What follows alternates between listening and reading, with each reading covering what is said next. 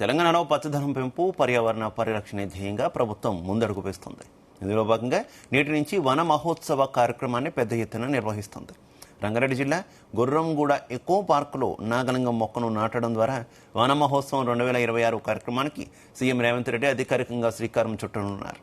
ఈ ఏడాది వన మహోత్సవాన్ని వృక్షాలు జీవనాధారం అనే అర్థవంతమైన థీమ్తో ప్రభుత్వం ప్రతిష్టాత్మకంగా నిర్వహిస్తోంది. దీంతో పాటు గుర్రంగూడ పరిసర ప్రాంతాల్లో దాదాపు 35.50 కోట్ల విలువైన అభివృద్ధి పనులకు కూడా సీఎం రేవంత్ రెడ్డి శంకుస్థాపనలు చేస్తారు.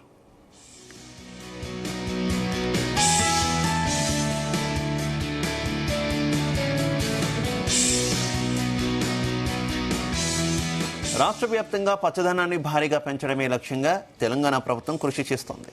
ఈ ఏడాది ఏకంగా 16.06 కోట్ల మొక్కలను నాటాలని భారీ టార్గెట్ను పెట్టుకుంది.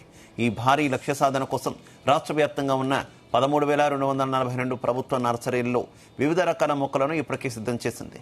కేవలం ప్రభుత్వ ఉద్యోగులకే పరిమితం కాకుండా పాఠశాలలు, కాలేజీలు, స్వచ్ఛంద సంస్థలు, రాష్ట్రంలోని ప్రతి ఒక్క పౌరుడు ఈ మొక్కలు నాటే కార్యక్రమంలో భాగస్వాములు కావాలని ముఖ్యమంత్రి రేవంత్ రెడ్డి పిలుపునిచ్చారు.